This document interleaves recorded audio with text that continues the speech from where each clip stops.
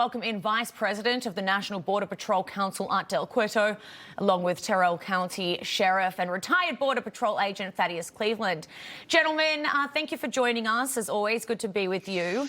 Sheriff, the Biden administration stopped the border wall construction. They used the catch and release as well as CBP One app to undermine border security.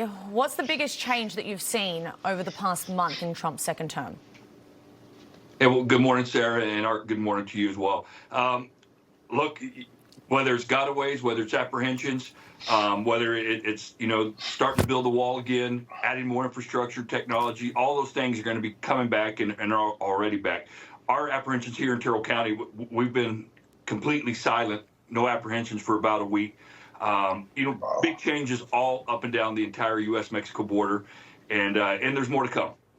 It's amazing. I mean, Art, I want to get your take right now that apparently federal agents outnumber illegal migrants at the southern border. I mean, when was the last time that happened with this? You got an overwhelming federal presence now.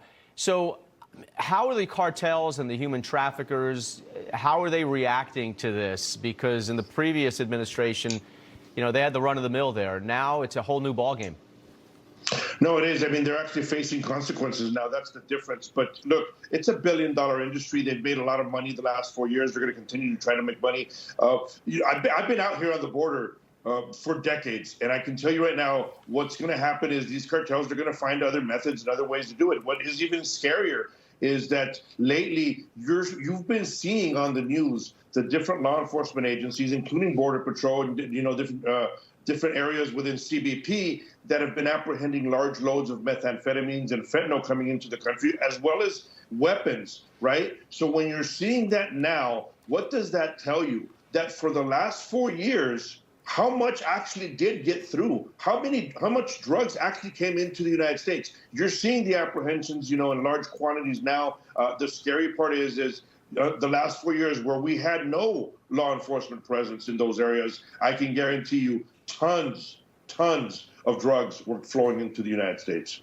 Sheriff, I want to get your reaction to the U.S. Conference of Catholic Bishops and now suing the Trump administration over their halt of funding for refugee settlement. Do you think that these groups will end up, are they trying to encourage these illegal crossings? What do you think what are they expecting to get out of this? What they're trying to do, Sarah, is just trying to get judges, get the judicial system to start putting injunctions on the Trump administration to allow people to come back into the country illegally, to support those measures, and then just to put an interruption or delays in the progress that's being made along the border. Look, the American citizens spoke their mind. They put President Trump in office. Border Patrol agents are back out working in the field. And to Art's point, he's exactly right. Look, about a year ago at this exact time, just after Eagle Pass had finally kind of slowed down again, at the port of entry in Eagle Pass, they made a 6-ton seizure of methamphetamines. That was just one seizure, and that was due to all the clutter that had been going on at Eagle Pass in between the ports. So, again, Art's point, the cartels aren't just going to stop. They're going to continue to go back to maybe traditional routes and continue to get their products through, whether that's criminal aliens, drugs, and other things.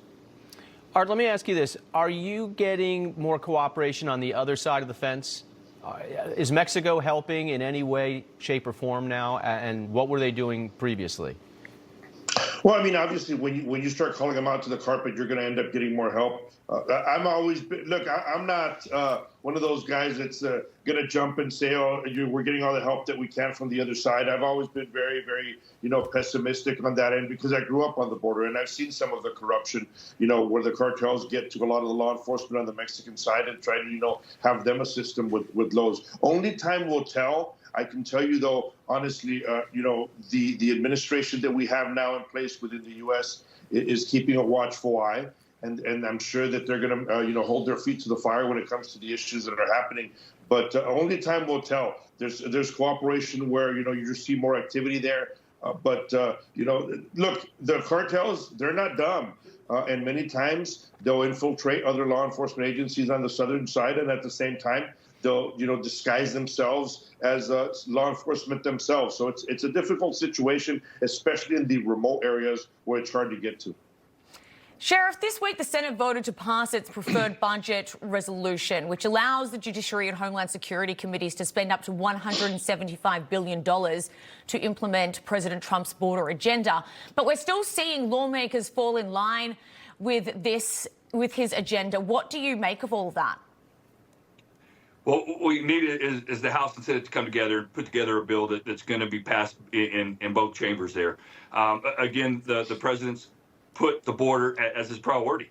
And I'll tell you what, just like Art, being a native of the U.S.-Mexico border myself, to me, the most important thing is this border and its border security. And we can't have national security without having a border that's completely shut down. And just as Tom said yesterday, talking about Tom Homan's speech, look, even with gotaways at the lowest numbers, looking at apprehensions, we want those numbers to zero. We truly do. It's not impossible. We're still the greatest country in the world.